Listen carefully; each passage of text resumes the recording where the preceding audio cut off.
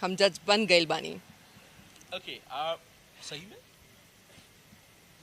Keep checking. आप बाकी ma'am आप पूरी तरह से जज जैसी ही लग रही हो, जैसा मैंने अभी आपको कहा भी, पूरी तरह से ये जो आपके कॉस्ट्यूम है, ये जो गाड़ी है, लाल बत्ती पीछे है, जज जैसी ही आप बेसिकली असल में जज जैसी ही दिख रही हैं। खैर मैं पूछना चाहता हूँ ये लोग किसके फिल्म के लिए? सबसे पहले तो मैं बिलीव करती हूँ कि जो कैरेक्टर आप अपनाओ उसको पूरी तरह से शिद्दत से करो। सो आई फील ये सबसे अच्छा कॉम्प्लीमेंट है आपकी तरफ से कि एकदम जज लग रही हैं। तो मेरा आधा काम तो हो गया कि ओके मैं जज प्रॉपर लग रही हूँ। सो कैरेक्टराइजेशन जब एक प्रॉपरली करना होता है तो फर्स्ट ऑफ ऑल वो आउटफिट, क्लोथिंग, लुक से आता है। And it's really nice to know that okay it is suiting perfect judge's character. Okay I have a question for you कि क्या जी। क्या क्या मूवी है मैम जिसके लिए आप ये शूट करेंगे बाकी जी? Basically you can call this a very different subject, बहुत ही अलग सब्जेक्ट है। और इसीलिए मुझे थोड़ा सा ललचा गया जब मैंने कहानी सुनी। नॉर्मली कहानियाँ लव सेंट्रिक और हीरो हीरोइन और इसी टाइप की होती है, और थोड़ा सा जब इस तरह की कोई कहानी आती है जहाँ पर एक अम, एक जज एक लड़की से, फिर वो एक औरत बनती है, फिर वो एक हस्बैंड के सपोर्ट से वकील बनती है, और उसके बाद में वो जज बनती है। और पूरी इस जर्नी में उसके लाइफ में कुछ ऐसी हरकतें होती है जो अम, उसको एक बहुत डिफ़िकल्ट डिसीजन लेने के लिए मजबूर करती है। एक माँ के लिए जब एक माँ बनती है औरत, तो उसके लिए सब कुछ उसके बच्चे के इर्द गिर्द हो जाता है, और उसकी पूरी लाइफ बच्चे के पॉइंट ऑफ व्यू से चलने लगती है। तो कभी भी कोई इस तरह का सोच नहीं सकता कि एक औरत और एक माँ और फिर एक जज होने के वजह से उसको क्या क्या डिसीजंस लाइफ में लेने पड़ते हैं। इस बारे में ये कहानी है, और बहुत ही रोमांचक कहानी है। कोई सोच भी नहीं सकता इस तरह के पड़ाव इसमें हैं। तो मुझे इसीलिए ये कहानी बहुत ज़्यादा इंटरेस्टिंग लगी, और off the beat from normally जो फ़िल्में होती हैं उनसे काफ़ी डिफरेंट फ़िल्म थी। सो मेरा इंटरेस्ट हमेशा से ये रहा है कि ऑडियंस जब भी फ़िल्में देखती है सोचती है कि कुछ डिफरेंट करे, कुछ नया करे। जी। तो I think this is the one. अब बाकी मैम आपने बहुत सारी भाषाओं में अलग अलग किस्म के काम किए हैं, फिल्में की जी। हैं, और जज कभी नहीं प्ले किया है आपने, am I right? No never. First time. बिल्कुल। आपको हमने जब भी देखा है बड़ा ग्लैमरस अंदाज में देखा है, बड़े शानदार लुक्स में देखा है, बड़े खूबसूरत जी। आपको फैंसी ड्रेसेस में देखना है, आज आपको जज वाले गेटअप में देख रहे हैं, बट आप इसमें भी खूबसूरत लग थैंक रही यू, थैंक हैं you. As usual. Okay makes my day. Team के बारे में मुझे ज़रा बताइए बाकी मैम, किसके ये जो पूरी टीम है आपकी चंदन के डायरेक्शन में, चंदन के डायरेक्शन में, जी। टिम टिम तारा जो फिल्म का नाम है, जी। बाकी लोगों के साथ कैसा है? हमारा टिमटिम तारा एक छोटा बालक भी है, और उसके बाद में जब वो बालक युवा बन जाता है तो आदित्य ओझा जी प्ले कर रहे हैं। और बहुत ही इंटरेस्टिंग तरीके से प्ले किया है, क्योंकि उनके काफ़ी डिफरेंट शेड्स है जो नॉर्मली कोई सोच भी नहीं सकता कि इस तरह का शेड। सो पहली बार वो एक ट्विस्ट एंड टर्न्स वाला शेड देखने मिलेगा। तो आई एम श्योर उन्होंने भी ऐसा किरदार कभी किया नहीं है। और फिल्म प्रोड्यूस की है सनी जी ने। सनी तो प्रकाश। जी, सनी प्रकाश जी ने।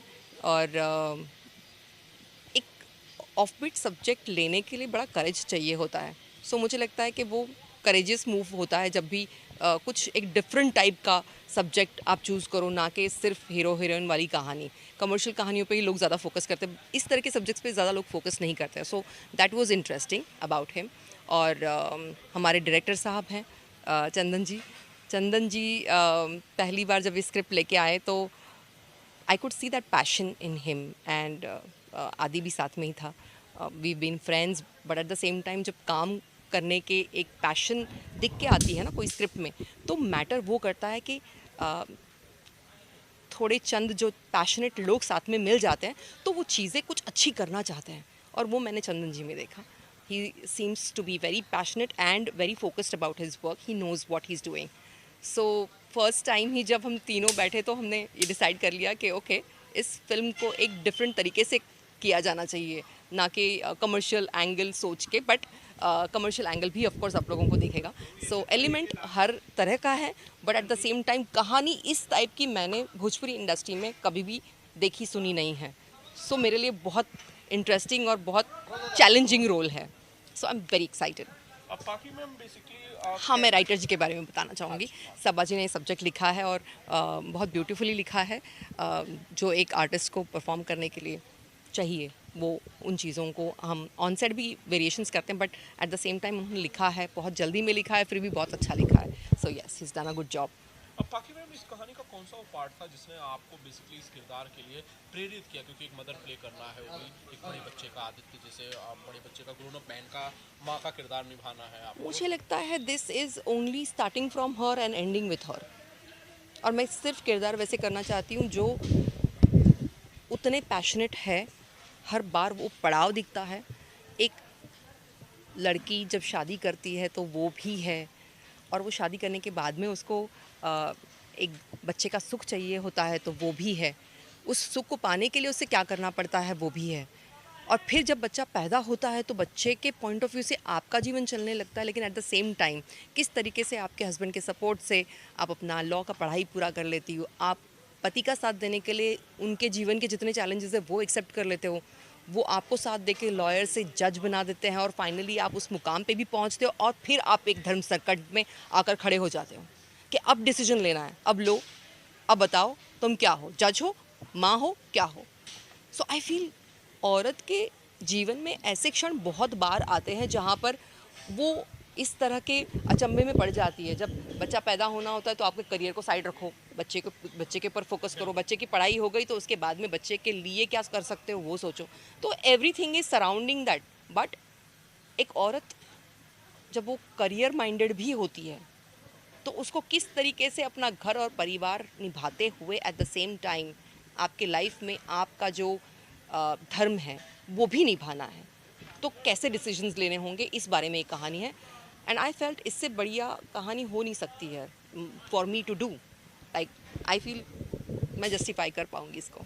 नहीं, आप यकीनन इसे जस्टिफाई कर पाएंगी, और Thank इसी you. में इसी विश्वास के साथ मेकर्स ने आपको अप्रोच भी किया होगा। Thank बाकी मैम आपके थोड़े से और आपके सिनेमा से जुड़े हुए सवाल है। कुछ फिल्में बड़ी रिलीज हुई हैं, जी। आपके मित्र के सरीलाल यादव की फिल्म रिलीज हुई है सर्कस जी। 2, और कौन सी की फिल्म हुई है हर हर गंगे। क्या पाकि हेगड़े ने कोई फिल्म इसमें से देखी, और देखी तो कौन सी देखी और कैसी लगी? मैंने फ़िल्म नहीं देखी है लेकिन ट्रेलर ज़रूर देखे हैं। फ़िल्म में दोनों ही बहुत उम्दा हैं, और काफ़ी अच्छा डायरेक्शन भी है। नो डाउट पवन जी है, खेसारी जी है, they are big stars of today. तो उस लायक की और लेवल की और ग्रैंडर की फ़िल्में बनी हैं, उसमें डायरेक्शन हो या फाइट हो या सिनेमाटोग्राफी हो, everything is very beautiful. Trailer बड़ा प्रॉमिसिंग लगा। So yeah all the best to both the films. Madam, ये कहा जा रहा है कि ये फिल्में भोजपुरी सिनेमा को नेक्स्ट लेवल पे ले जा रही हैं। आपको लगता है ये एक नए ट्रेंड की शुरुआत हो रही है at least? I am sure, because जितना मैंने सुना है हर हर गंगे के बारे में भी, चंदन उपाध्याय जी की फ़िल्म है, और नो डाउट मैंने वो स्क्रिप्ट भी सुनी थी, मेरे पास भी आई थी, और उसमें जितना किरदार पवन जी का है वो गंगा मैया के ऊपर आधारित है, तो बहुत ही स्ट्रांगली वो प्ले किया होगा उन्होंने भी। I am very sure about that. And it's a very in topic बोल सकते हैं आप, कि गंगा सफाई के ऊपर, जो कि आज हमारे प्राइम मिनिस्टर जी नरेंद्र मोदी जी का अभियान भी रहा है। सो आई वुड अप्रिशिएट कि इस तरह की फ़िल्में बने, लोग देखें, समझें, और सबसे पहले साफ़ सफाई और हाइजीन को समझें। आज कोरोना काल में सब लोगों ने कितना दुख और तकलीफ़ देख लिया है। सो आई फील ये एवरीडे लाइफ में इम्बाइब होना और इनकलकेट होना बहुत ज़रूरी है। So yes, piece of advice. बाकी मैम, आपने एक बात कही कि स्क्रिप्ट आपके पास भी आई थी हर हर गंगे की। क्या आपको अप्रोच किया गया था कोई रोल करने के लिए हर हर गंगे में? Yes, it was approached, but उस टाइम पे मैं मेरा शो कर रही थी Rajjo. So it was not just possible to talk about the film. तो जब पहले ही बात हुई तो मैंने कहा नहीं, मैं ऑलरेडी शो कर रही हूँ, बट टॉपिक मुझे समझ में आ गया था, and it sounded very interesting. मुझे इतना याद है गंगा सफाई के ऊपर वो रहा है, और काफ़ी चीज़ें इंटरेस्टिंग, उसमें स्टार कास्ट भी काफ़ी अच्छी है, सब बड़े कास्ट उन्होंने लिए थे। आई थिंक मनोज जी भी पार्ट है उसका।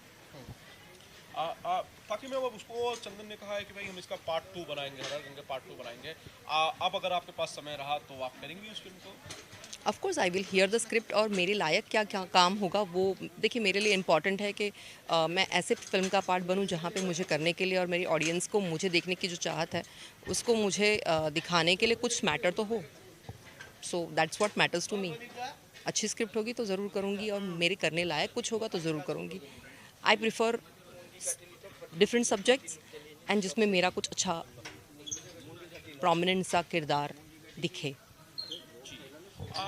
बाकी में बहुत सारे लोग हैं अक्सर कमेंट करके पूछते रहते हैं, आपका गाना बड़ा हिट हुआ था बंगलिंगा, बहुत सारे लोग हैं, मैं शायद कमेंट्स को गिन नहीं पाता जितने सारे लोग कमेंट करते हैं। 125 मिलियन हो गए हैं और 126 मिलियन पे चल रहा है अभी वो गाना।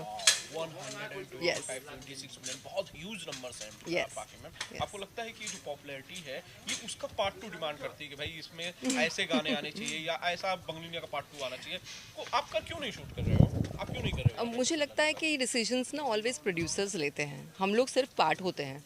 तो नो डाउट जब बंगलिनिया 1 बनाए हैं और उसके सक्सेस से जैसे निरवा रिक्शा वाला बनी थी, निरवा रिक्शा वाला 2 भी बनी, निरवा रिक्शा वाला 3 भी बनी, तो आई एम श्योर ये भी क्लिक करेगा। आदिशक्ति इज़ द प्रोड्यूसर, तो ज़रूर उन लोग अगर सोचेंगे तो उनको सोच के बनाना चाहिए। आई फील आप ओके हैं, करेंगे अगर आप करेंगे any time, I mean why not. बहुत ही सुंदर और बहुत ही साफ़ सुथरा गाना था, बहुत ही मस्ती वाला गाना था, और ये कहानी बहुत प्राचीन वक्त से ऐसी रही है कि हस्बैंड्स बिहार से छोड़ के चले जाते हैं और जाके बंगाल में बसते थे, तो वहाँ पे भी उनकी कोई एक वाइफ होती थी, ऐसे कुछ इंसिडेंसेस होती थी। I don't believe in that, but या ये कहानियाँ हैं, मनोहर कहानियाँ हैं, और उनको मनोहर कहानियाँ ही हम समझे तो ठीक है। So it's a very playful and notorious song जहाँ पे एक वाइफ हस्बैंड की छेड़खानी कर रही है और उसको उस बंगलिनिया से हटाने की कोशिश कर रही है। सो it was a very beautiful nice number I felt. शानदार, बहुत शानदार गाना था, और उसका जो पार्ट 2 जब भी बनेगा आप लोगों के साथ बहुत ही ज़्यादा आई एम शानदार श्योर। होगा। बाकी में और कुछ प्रोजेक्ट्स हैं जो आप कर रहे हैं आने वाले टाइम में, अगर आप ऑडियंस को अभी के लिए तो मैं इसी प्रोजेक्ट पे ध्यान दे रही हूँ और दूसरी प्रोजेक्ट की बात ऑलरेडी चल रही है, but I would prefer to go slow about movies, because movies भागदौड़ में करो तो अच्छा नहीं लगता। मुझे लगता है कि अभी रज्जो ख़त्म हुआ है और रज्जो के उस फटीक से मैं बाहर निकल रही थी, so I took a break for a good time, और अब जब अच्छी फिल्म ऑफ़र हुई है तो मैंने सोचा कि मुझे इसको करना चाहिए। सो 100% कोई अच्छी फिल्म आएगी, I will be doing it. Okay, thank you. Thank you ma'am, बाकी में बहुत बहुत थैंक यू।